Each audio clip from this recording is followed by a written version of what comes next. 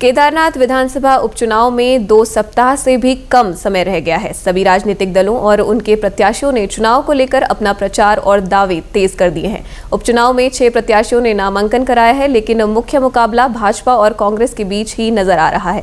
Bharatiya Janata party ने अपनी परंपराओं से हटकर दिवंगत विधायक शैला रानी रावत के परिजनों को टिकट न देकर आशा नौटियाल पर विश्वास जताया है। हालांकि राज्य में पिछले 2 उपचुनाव में शिकस्त के बाद ये चुनाव भाजपा के लिए प्रतिष्ठा का सवाल है।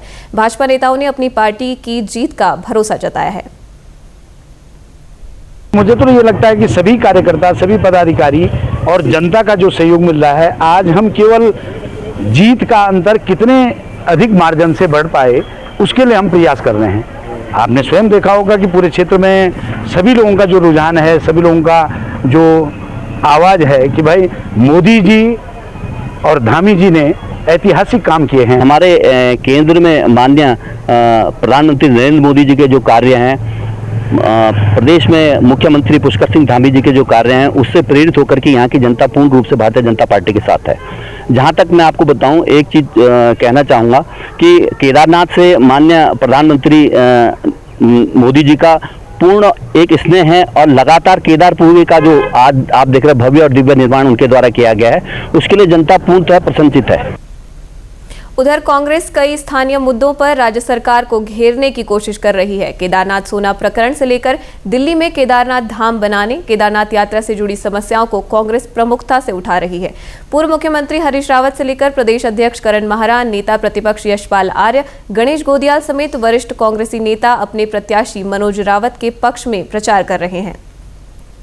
दिक्कत है, यहाँ अस्पताल में डॉक्टर और दवाइयाँ नहीं हैं, स्कूल में टीचर्स नहीं है, सड़कें टूटी तो टूटी हैं, आपदा वालों को मदद नहीं हो रहा। और चारधाम यात्रा जो यहाँ की रीढ़ थी, हमारे अध्यात्म के साथ, हमारे संस्कृति के साथ साथ हमारे आजीविका का जो साधन था, उसको बहुत गहरी चोट भारतीय जनता पार्टी की सरकार ने लगाई है। उससे लेके लोगों में नाराजी है। मंदिर से समझे हुए अनेकों मुद्दे हैं। दिल्ली में मंदिर बन रहा है, हमारे प्रदेश का मुख्यमंत्री जाके उसका उद्घाटन कर रहा है।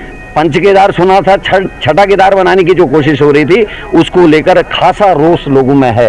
दिल्ली में शिफ्ट करने के वाले लोगों को अगर केदार बाबा दंड नहीं देंगे तो फिर किसको देंगे?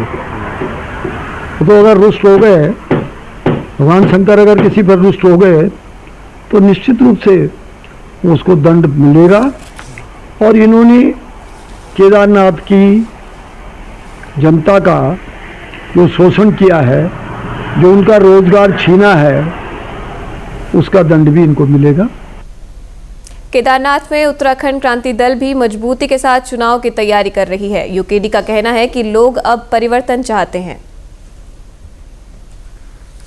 राज्य हमने बनाया है और अब हम इसे सुधारेंगे कैसे? जो सरकार की ये नीतियां हैं केदार घाटी के लिए, चाहे टेंट उखाड़ने की है और भारी लोगों को यहाँ पे जमावड़ा करने की है, और हम लोग यही बोलते हैं जो हमारे लोगों के टेंट हैं उन्हें यहाँ बसाए जाए।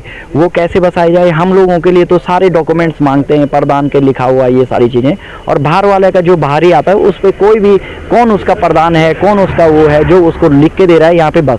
दूसरी बात, हेलीकॉप्टर कंपनियों द्वारा पॉल्यूशन फैलाया जा रहा है, उसका कौन जिम्मेदार है?